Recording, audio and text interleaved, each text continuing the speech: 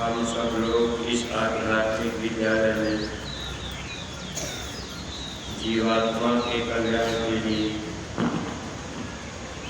अपना समय सेवा में सत्संग तथा सुमिरन ध्यान भजन में लगाए हैं।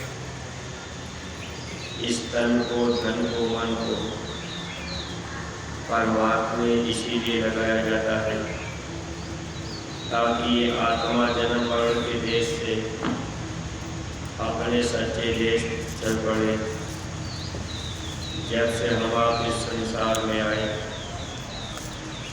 मन हम लोगों का दुश्मन बन गया, कर्म का जब विधान बन गया, अच्छे बुरे कर्म हम जीवों को यहाँ बराबर भोगने के लिए नरकों और चौरासी में डाला जाता है। जब से हम आप इस संसार में आए, इसी संसार को अपना मान बैठे। इस संसार में जो भी सामान हम लोगों ने पाया, उस सामान को हम लोग अपना सामान मान लिए और उसी में अपना ये पूरा का पूरा समय निकल गया। घर, मकान, दुकान, जमीन, जो कुछ भी हम लोगों के पास में होता है, उसे हम लोग अपना मानते हैं, उसी को अपना मान करके उसमें हम लोग अपना धन सब कुछ लगाते हैं। यहाँ तक कि हम लोग अपने मन को भी उसी में लगाए रखते हैं कि भाई ये चीज़ मेरी है, इसको हम अपने काम ले लेंगे। लेकिन देखिए प्रेमी भाई बहनों, जब इस धरती पर महापुरुष मिल जाते हैं, महात्मा हम जीवों को धीरे धीरे प्रेम प्यार से समझाने की कोशिश करते हैं कि हे इंसान, ये दुनिया का सामान आपका नहीं, ये सामान आपके काम नहीं आएगा। लेकिन आज हम आप इस दुनिया में जो सांसारिक वस्तुओं को हम आप पा लिए, उसी को हम आप समझते हैं कि ये मेरा है। जबकि परमार्थी राह पर चलने वाले प्रेमी के लिए दुनिया का धन वो किसी भी तरह से वो हम लोगों के लिए जरूरी नहीं होता और वो अपना भी नहीं होता। इसी धरती पर एक बार हजरत मोहम्मद साहब अपने शिष्यों को साथ में लेकर एक मस्जिद में चले गए। जब मस्जिद में गए तो मोहम्मद साहब किसी को परमात्मा की बात बताने के लिए आम तौर पर बातचीत करते करते परमात्मा की कुछ बातें बता दिया करते थे। मोहम्मद साहब ने अपने शिष्यों से पूछा कि अच्छा बताओ, तुम्हारे पास क्या क्या है, तुम्हारा कौन है? उस समय उनके साथ में उनका एक शिष्य था जिनका नाम हजरत उमर था। जब मोहम्मद साहब अपना पैगाम सुना रहे थे तो हजरत अब उमर जो है उस समय बड़ा विरोध करता था। जब मोहम्मद साहब का पैगाम इस धरती पर चल रहा था, उस समय एक बार का ये वाक़या मिलता है कि मोहम्मद साहब का विरोधी सबसे बड़ा हजरत उमर ही था। जब वो हजरत उमर को ये बात पता लगी कि हमारे बहन और बहनोई भी मोहम्मद साहब के शिष्य बन गए हैं, मुरीद बन गए हैं, तो उमर ने हाथ में तलवार लेकर अपने बहन बहनोई को मारने के लिए अपने बहन के घर में पहुंचा था। जब बहन बहनोई को पता लग गया कि आज मेरा भाई, बहन ने सोचा कि मेरा भाई उमर आ रहा है। अब वो मोहम्मद साहब का बड़ा बैरी विरोधी था। उस समय बहन को जब ये जानकारी हुई कि आज मेरा भाई आ रहा, जरूर कुछ न कुछ वो कर देगा। संयोग से मोहम्मद साहब भी उस दिन वहीं पर थे उनके घर में। जब बहन को पता लगा कि मेरा भाई आ रहा क्रोध में, तो बहन ने मोहम्मद साहब से कहा कि हुजूर, आप इसी घर के अंदर छिप जाइए, मेरा भाई बड़ा जालिम है, वो आपका विरोधी है, वो आपको कुछ भी कह सकता है, कुछ भी कर सकता है। मोहम्मद साहब को अब वही घर में उमर के बहन बगलोई छिपा दिए। अब इधर जब उमर पहुंचा हाथ में नंगी तलवार लिए, बहन से पूछा कि सच सच बताना, क्या तुम मोहम्मद के मुरीद बन गए? बहन ने कहा हाँ भैया, हम तो मोहम्मद के मुरीद बन चुके हैं। तो भाई उमर बोला कि अगर तुम मुरीद बन गए तो या तो तुम मुरीद के बन गए तो उनको छोड़ दो, या तो अपनी गर्दन नीचे करो, ये तलवार तुम्हारी गर्दन पे चलेगी। बहन ने कहा भैया ठीक है, आपकी अगर इच्छा है कि तलवार आप मेरी गर्दन पे चलाना चाहते तो आप तलवार मेरी गर्दन पे चला लीजिए, मैं अपनी गर्दन नीचे कर देती हूँ, लेकिन मोहम्मद साहब को कुछ मत कहिएगा। प्रेमी भाई बहनों, ये तो केवल जो मुरीद बन जाते, शिष्य बन जाते, जो गुरु के सच्चे सेवक, सच्चे भक्त होते हैं, अपने गुरु का विरोध, अपने गुरु की निंदा आलोचना कोई जल्दी सुनना नहीं चाहता। बहन ने कहा भैया, मेरी गर्दन पे तलवार चलाने के पहले आप ये मोहम्मद साहब की 4 शर्तें, ये 4 लाइनें पढ़ लीजिए, उसके बाद मेरे गर्दन पे तलवार चला दीजिएगा। अब देखिए प्रेमी भाई बहनों, जैसे हम आप जब गुरु महाराज के पास नहीं आए थे तो हम आप भी जीव हिंसा का काम कर देते थे, जीव को मार काट के पका के खा लेते थे। लेकिन गुरु महाराज के पास आने के बाद, गुरु महाराज के वचन वाणियों को सुनने समझने के बाद बहुत से लोगों के विचारों में परिवर्तन आया। ऐसे ही जब बहन ने अपना गर्दन नीचे कर लिया और मोहम्मद साहब की लिखी हुई शर्तें जब वो पढ़ने लगा, एक हाथ में तलवार को उसने ताना था और फिर वो जब मोहम्मद साहब की लिखी हुई लाइनें पढ़ रहा तो धीरे धीरे उसके हाथ भी तलवार के नीचे होते गए। और जब अंतिम लाइन पढ़ा तब उसने तलवार फेंक दी। बहन से कहा कि अब मैं उनका विरोधी बैरी नहीं रहूँगा, लेकिन बहन मैं भी चाह रहा कि मैं भी उनका मैं मुरीद बन जाऊँ। अब देखिए, उस समय मोहम्मद साहब भी वहाँ मौजूद थे। जब ही वो वचन वाणियों को पढ़ा, विचारों में परिवर्तन आया और मोहम्मद साहब भी धीरे धीरे वहाँ जहाँ छुपे थे वहाँ से सामने आ गए। अब उस समय वो चरणों में गिर गया, मोहम्मद साहब उसको उठा लिए। देखिए महापुरुषों की वाणियाँ, जो भी महापुरुष आए, इनके वचन वाणी कब इसके ऊपर असर कर जाए, इस चीज़ को हम आप नहीं जान पाते। महात्मा जो पैगाम, जो संदेश हम जीवों के बीच भेजने का काम करते हैं, इसमें हम आप जल्दी तवज्जो नहीं दे पाते हैं। ये मन रूपी दुश्मन हम लोगों को धोखा देता रहता है। जैसे अपने गुरु महाराज की एक छोटी सी पुस्तक गुरु महाराज के वचन वाणियों की बनाई गई और ये आदेश हम प्रेमी भाई बहनों को मिला भी था कि प्रत्येक सत्संगी प्रेमी भाई बहन एक एक गांव को गोद ले करके आप सब लोग गांव गांव में गुरु महाराज की वचन वाणियाँ, आप गुरु महाराज के वचन वाणियों की पुस्तक घर घर तक, जन जन तक पहुँचा दीजिए। अगर ये काम हम आप हर सत्संगी प्रेमी भाई बहन गांव गोद ले करके कर लिए होते तो निश्चित ही बहुत से लोगों के विचारों में परिवर्तन आता। जैसे मोहम्मद साहब के पैगाम को उमर ने सुना और वो पढ़ते पढ़ते उसके हाथ से तलवार धीरे होने लगी, हाथ नीचे हो गया। अपने बहन बहनोई के गर्दन को भी नहीं काटा, विचार बदल गया। फिर वो जो है मोहम्मद साहब का मुरीद भी बन गया। ऐसे ही अगर हम आप ये काम किए होते, एक एक गाँव को गोद ले करके अगर हम आप गुरु महाराज की बातें घर घर पहुँचा दिए होते, गुरु महाराज के वचन वाणियों की पुस्तक घर घर हम आप दे दिए होते, बहुत से लोग उस पुस्तक को पढ़ करके शाकाहारी सदाचारी बने होते। बहुत से लोग गुरु महाराज के दरबार में मुरीद और शिष्य बनने के लिए आए होते।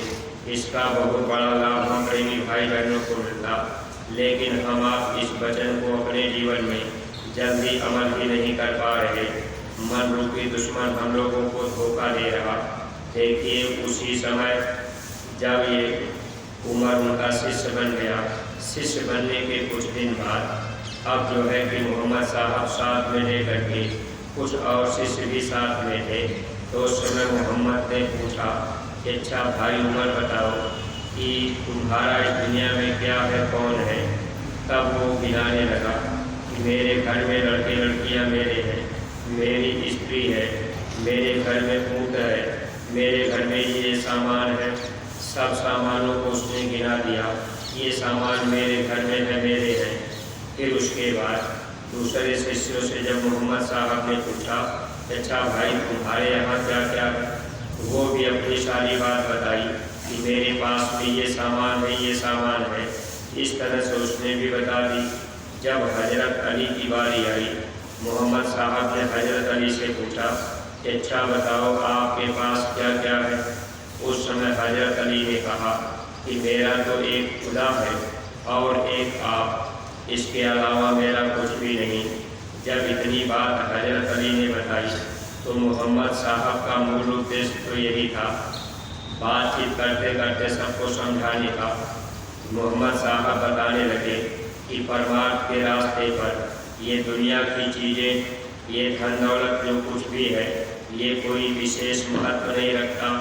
लेकिन आज हम सत्संगी प्रेमियों की भी यह हालत है।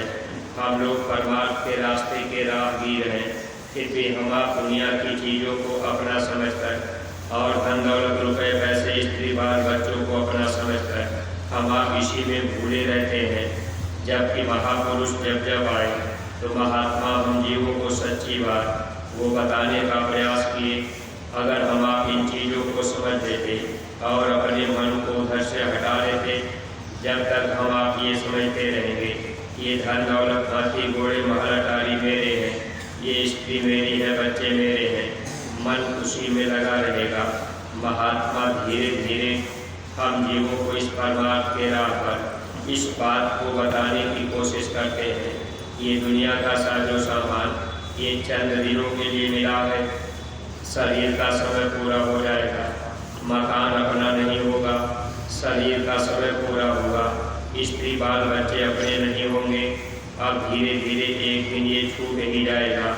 इसलिए परमार्थी प्रेमी भाई बहनों, हम लोग भी परमार्थ के राह पर चलने के लिए अपने आप को बराबर प्रयास में लगाए हुए हैं। लेकिन ध्यान इस बात का रखना है, अगर हम आप दुनिया के सामान को अपना सामान मानेंगे तो वहाँ मोह रहेगा और इसी मोह बस हम आप परमार्थ हासिल नहीं कर पाएंगे। जब जब महापुरुष इस धरती पर आते हैं तो महात्मा चाहते हैं कि बस जीव ये मान ले कि अपना इस संसार में कोई नहीं, अगर अपना कोई है तो सिर्फ एक सद्गुरु है और एक वो मालिक जिन्होंने हम लोगों को यहाँ भेजा। अगर इतना हम लोगों का विचार बन जाए और ध्यान भी उधर की तरफ हो जाए तब तो हम जीवों का काम बन जाए। लेकिन परमार्थ के रास्ते पर ये जो मन हम लोगों का है यही दुश्मन है और यही दुश्मन हम लोगों को दुनिया के सामानों में फंसाने का काम करता है। खास तौर से अगर हम आप परमार्थ के राह पर चल भी रहे तब भी ये मन ये समझा देता है कि भाई ये चीज़ मेरी है। लेकिन देखिए महात्मा बराबर मन को मारने का काम करते रहते हैं। वैसे हम आप इस पर जल्दी विचार नहीं कर पाते। कभी कभी दृष्टांत सुनने को मिला करता था कि एक महात्मा जी थे, बाजार से गुजर रहे थे।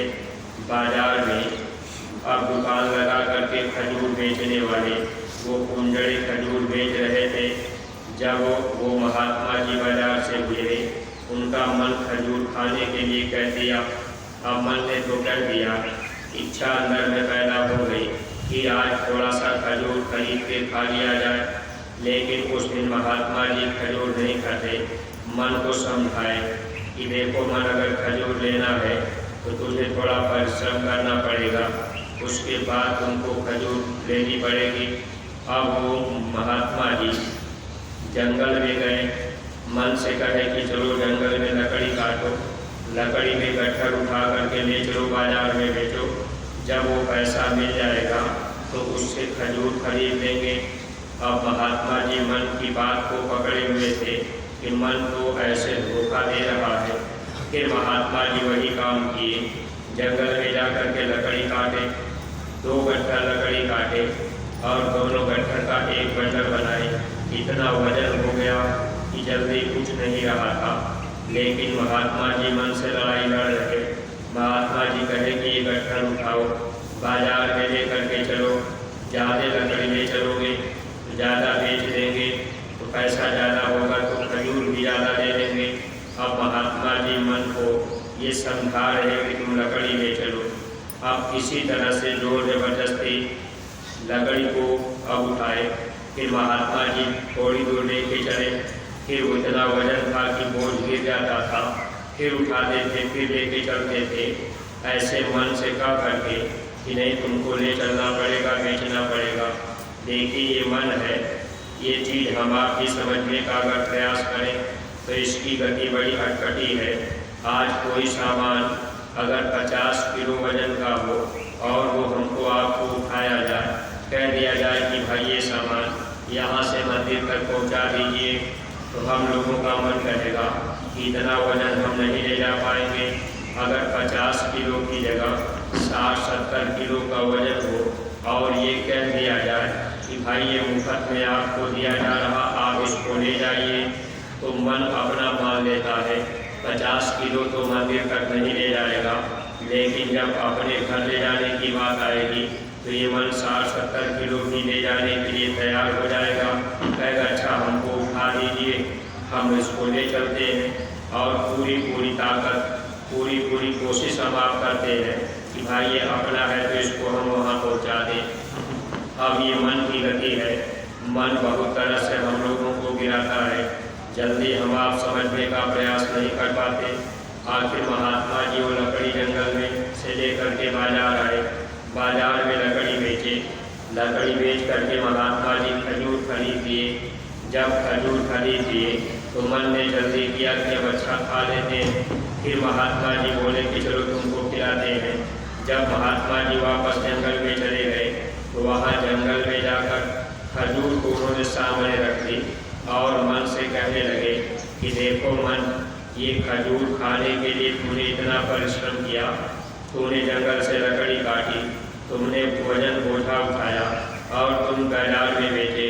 अब ये खजूर तेरे सामने है, तेरी इच्छा खजूर खाने की है, लेकिन आज तुम हमसे खजूर मांग रहे, कल और कोई मेवा मिष्ठान मांगोगे, परसों और कोई सामान मांगोगे, फिर तुम हमसे गाड़ी घोड़ा मांगोगे, फिर स्त्री मांगोगे, फिर बाल बच्चे मांगोगे। इस तरह से तो मैं तेरा हो जाऊंगा, लेकिन मैं तेरा नहीं बन सकता। मैं तो गुरु का हूँ और मैं तुम्हारी बातों में नहीं आ सकता। आखिर महात्मा जी मन को खजूर नहीं खिलाए, यानी खजूर नहीं खाए। अब उनका मन उस दिन काफ़ी हताश हुआ। मन तो चाहता है कि ये चीज़ मिल जाए, लेकिन महात्मा इन चीज़ों से हम लोगों को होशियार करते हैं। अब देखिए हम लोग परमार्थ के रास्ते पर चल रहे, अगर भंडारे 4 चलते हो, अगर किसी भंडारे में गुलाब जामुन बन जाए, किसी भंडारे में पनीर बन जाए, तो हम आप कद्दू की सब्ज़ी खाने के लिए दूसरे भंडारे में नहीं जा पाते, क्योंकि मन कहता है कि भाई आज उस भंडारे में गुलाब जामुन पनीर की सब्ज़ी बनी है, तो चलो आज इस भंडारे को हम छोड़कर उसी में खा लेते हैं। यही तो हम आप इस राह पर अपने मन को समझाने और मारने की कोशिश नहीं कर पाते। जबकि हम आप अगर प्रयास करें कि नहीं भाई हम ये चीज़ की तरफ नहीं दौड़ेंगे, ये मन हर तरह से हम लोगों को गिराता है, लेकिन हम आप इस छोटी छोटी बातों पर मन को कभी समझाने का प्रयास नहीं कर पाते। परमार्थी प्रेमी भाई बहनों, ये मन परमार्थ का बैरी दुश्मन है। ये कभी नहीं चाहता कि ये जीव सच्चे रास्ते पर चल पड़े, क्योंकि ये तो हमेशा अपनी वाली करता है। जब तक हम आप मन वाली करते रहेंगे, तब तक हम आप मन के मुरीद रहेंगे। अगर हम आप गुरु के वचन को मान लिए, गुरु के हो गए, तो हम आप मन के मुरीद नहीं रहेंगे।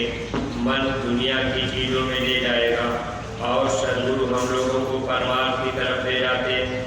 जबकि साधना करने वाले प्रेमी को इस बात का ध्यान रखना चाहिए, अगर हम आप भोजन अधिक से अधिक स्वादिष्ट खाएंगे, अधिक तेल मसाले का भोजन खाएंगे और भोजन ज़्यादा खा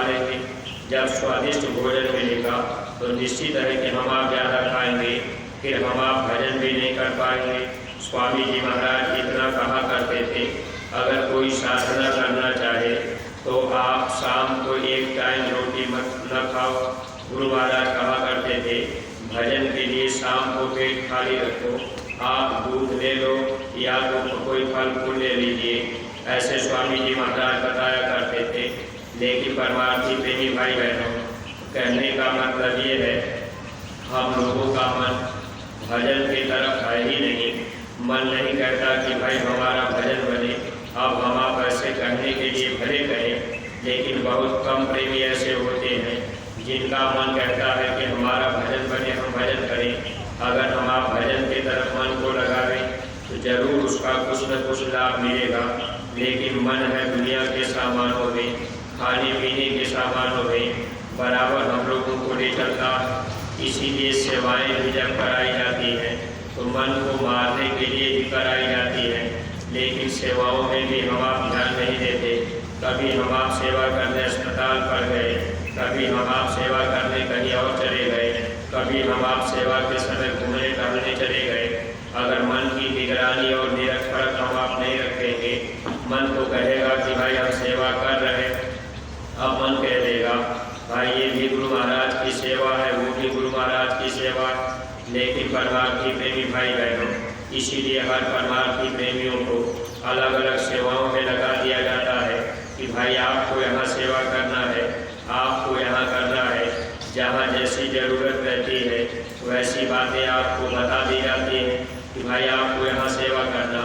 बहुत से सत्संगी सेवादार प्रेमी आते हैं और आप अपने मन से ही कभी यहाँ सेवा किए, कभी वहाँ किए, कहीं आपकी जानकारी में किसी के नहीं, किसी जिम्मेदार की जानकारी में आप सेवा नहीं किए, तो जितना मन आपका किया जहाँ उतना कर लिए। मन ने कहा कि यहाँ ठीक नहीं, चलो वहाँ चलते हैं, फिर आप वहाँ चले गए, फिर वहाँ मन नहीं लगेगा, मन कहेगा कि चलो वहाँ सेवा करेंगे। लेकिन जब आपकी एक जिम्मेदारी लगा दी जाती है कि भाई आपको ये सेवा करनी है, इसको पूरा करना है, अगर आप अपने मन को वहाँ लगा लेंगे तो आपको उसका लाभ मिलेगा। लेकिन आपका मन ये करेगा, कितने सत्संगियों सेवादारों की यह हालत है कि थोड़ा सा आप वहाँ चले गए, चलो भाई चलते हैं सत्संग मैदान में, थोड़ी घास लगा लेंगे, फिर वहाँ से भाग के आए, चलो चलते हैं थोड़ी ईंट घोलेंगे। अब आप सीमेंट की ईंट बनाने में चले गए, अब आपने वहाँ आधे घंटे समय दिया, फिर आप अस्पताल में चले गए, 2-4-10 ईंट थमाए, 2 तगाड़ी सीमेंट बालू थमा दिए, फिर आपका मन वहाँ से चल दिया, चलो अच्छा भंडारे में चलते हैं, फिर आप नाश्ता का समय हुआ, फिर भंडारे में आ गए। तो इस तरह से अगर हम आप ये सोच रहे कि भाई हम सेवा का लाभ उठा लेंगे और इससे हमारा परमात्मा बन जाएगा, तो ये मन है हम लोगों को दौड़ाता रहेगा। मन को मारने के लिए महात्मा हर क्रिया करते हैं, वैसे महापुरुषों को क्या जरूरत। स्वामी जी महाराज को कहा करते थे कि बच्चा मैं अगर चाहूँ ढेला पत्थर भूत प्रेतों से भी काम ले लूँ। अब महापुरुष के पास इतने भूत प्रेत हैं, अगर वो चाहे तो उनसे ही काम ले लें। लेकिन हम लोगों की ज़रूरत या हम लोगों को महात्मा बुलाते क्यों है, इसका एक ही निशाना, एक ही कारण होता है, ताकि ये मन धीरे धीरे गुरु के कहने में चलने लगे और ये गुरु का बन जाए। अगर मन गुरु के कहने में नहीं चला, हम आदेश में रह करके सेवा नहीं किए, मन के मुरीद ही बने रहे, फिर हम आप परमार्थ नहीं कमा पाएंगे। इसलिए परमार्थी प्रेमी भाई बहनों, आपकी जहाँ सेवाएं लगाई जाए आप अपनी अपनी सेवा में पहुँचा करें। और जो नए प्रेमी भाई बहन आते हैं, आप भी जानकारी रख लिया करिए कि भाई हमें कहाँ किस जगह सेवा करनी है। अगर आपने थोड़ा सा खेती में सेवा कर दिया, फिर वहाँ से आप चले आए भंडारे में, खाने पीने का समय हुआ तो भंडारे में भाग के आ गए, भाई चलो वहाँ सेवा कर लेंगे और कोई वैसी विशेष चीज़ होगी तो वो भी हमको खाने को मिल जाएगा। तो ये मन की गति बड़ी अटपटी है। मन कभी परमार्थ के रास्ते पर जीव को चलने नहीं देता है, मन अपना मुरीद बना करके रखता है। जबकि हम लोगों को गुरु का मुरीद बनना है, स्वाद को भी मारना पड़ेगा। अगर हम आप जिह्वा के स्वाद को नहीं मार पाए, मन इधर घर में भटकता रह गया या दौड़ते रह गए कि भाई उस भंडारे में अच्छा आज बन गया, वहाँ चले चलते हैं। तो क्या इसका हम लोगों को ऊपर कर्मों का बोझ नहीं आता है? अरे भाई, कहीं अच्छा भोजन बन गया, स्वादिष्ट बन गया तो हम आप वहाँ चले गए, और जहाँ स्वादिष्ट भोजन नहीं बना फिर वो भोजन को नुकसान जाता है, तो इसका कर्म भार किसके ऊपर जाएगा? इसलिए परमार्थी प्रेमी भाई बहनों, हम आप थोड़ा अपने मन को समझाने और मारने की कोशिश करें। मन हमेशा हमेशा परमार्थ का बैरी है, ये कभी भी परमार्थ के राह पर हम जीवों को चलने नहीं देता है। महात्मा चलाने के लिए ही हम जीवों के स्वाद को मारने का प्रयास करते हैं। अगर हम आप 2-4-10 दिन के लिए आए, अगर भंडारे में सारा भोजन ही बना तो हम लोगों को कोई लड़ाई झगड़ा भी नहीं करना चाहिए, ये कहना भी नहीं चाहिए कि अरे भाई भोजन में कोई स्वाद नहीं, क्योंकि यहाँ तो स्वाद को मारने के लिए भी हम आप आए। और जब अपने घर परिवार में हम आप रहते हैं, चाहे जैसा स्वादिष्ट भोजन बना के खा लेते हैं, उसके लिए तो कोई मनाही है नहीं, लेकिन कम से कम गुरु दरबार में सादा भोजन जो भी मिले हम आप उसको खाते चले। ज़्यादा तेल मसाला मिर्च अगर हम आप खाएंगे, साधना में तरक्की नहीं कर पाते, क्योंकि मिर्च ज़्यादा प्रयोग करने पर ये मन भी डवाडोल रहता है, फिर बुद्धि काम नहीं करती है। कभी भी ये बुद्धि कहीं भी हमको आपको गिरा सकती है। तो तरह तरह की बातें तो हम आप इस चीज़ों को जानते भी हैं, लेकिन मन के कहने में चल लेते हैं। यही हम लोगों के लिए धोखा होता है। इसलिए सत्संगी प्रेमी भाई बहनों, ये स्थान मन को मारने का है, ये स्थान बर्दाश्त करने का है, ये स्थान दो बात सहने का है। अगर हम आप इन चीज़ों को अपने अंदर नहीं ले आए तो ये मन ही तो है।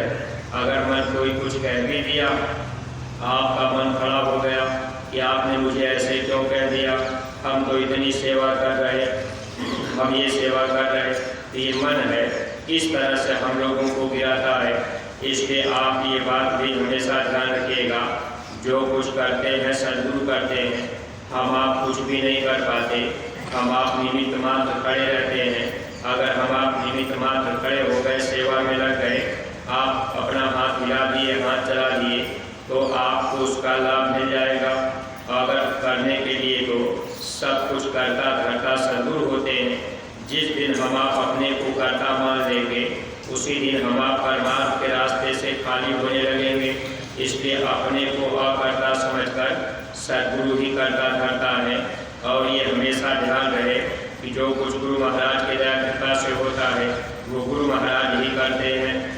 हम आप तो एक आधार है, हमारे आपके अंदर कोई क्षमता नहीं है कि हम आप कुछ कर पावे, लेकिन महापुरुष जो हमसे आपसे करा लेते हैं, अगर हम आप उनकी दया मौज में हर ले करके थोड़ा बहुत सेवा कर लिया आदेश में रह करके, तब तो कुछ परमार्थी लाभ मिल जाएगा।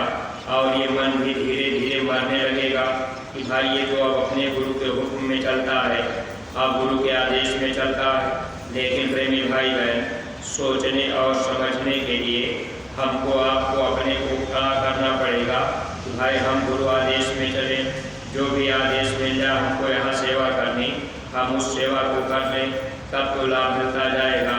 ऐसे ही सुमिरन ध्यान और भजन में, ऐसे ही प्रचार प्रसार में अगर हम आप मन के कहने में चल दिए, प्रचार का काम जो आदेश दिया गया ये भी तो मन को मारने के लिए, वहाँ भी कई तरह से मन मरता है। मान लीजिए जैसे हम आप एक गाँव को गोद लिए और वहाँ प्रचार करने गए, कोई उल्टी सीधी बातें बोल दिया, अंदर में क्रोध आएगा।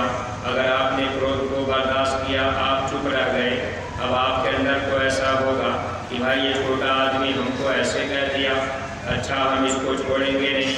अगर आप वहाँ पर क्रोध में आ गए तो फिर आपके अंदर साधुता का गुण नहीं आया। अगर आप क्रोध में आ भी गए और आप बर्दाश्त कर लिए, यानी क्रोध को आप पी गए, पचा लिए, तो फिर आपके अंदर साधुता का गुण आ जाएगा। ये जीवात्मा अपने देश तभी जा पाएगी जब हम आप सभी विषय विकारों से दूर हो जाएंगे। इसीलिए महात्मा ये सेवाएं हम जीवों से कराया करते हैं। तो सत्संगी प्रेमी भाई बहनों, देखिए सेवा का समय हो गया है, इसलिए हम आप अपनी अपनी सेवाओं में हर सत्संगी प्रेमी भाई बहन पहुँचेंगे। जो लोग जहाँ सेवा कर रहे उसी स्थान पर जाएंगे। जो नए प्रेमी भाई बहन आए होंगे, आप लोग अस्पताल पर वहाँ जाकर के थोड़ी सेवा, काफ़ी वहाँ साफ सफाई की भी सेवा है, तो इस सेवा में थोड़ा अपना समय सहयोग दे दीजिएगा। यहाँ आकर के अपना समय सेवा में ही बीते, ये ध्यान रखिएगा। अगर उधर से आपको मौका मिल गया, खाली हो गए, घंटा 2 घंटा में आपने साफ सफाई अगर कर दिया, तो आप खाली अगर अपने को महसूस करते हैं, देखिए समाधि सत्संग मैदान में वहाँ घास लगाने की सेवा की जा रही है। माताएं घर में भी उसमें सेवा कर सकती हैं, लेकिन आप अपना समय सेवा में ही बिताइएगा। इधर उधर में अपना समय न जाने पावे, ये बराबर कोशिश कीजिएगा। इन्हीं शब्दों के साथ में हम अपनी वाणी को यहीं पर विराम दे रहे। कोई बात अगर अटकटी लग गई है तो आप क्षमा कीजिएगा। सब लोग प्रेम के साथ मालिक के पावन नाम का उच्चारण करेंगे। जय गुरुदेव, जय गुरुदेव, जय गुरुदेव। नाम किसका?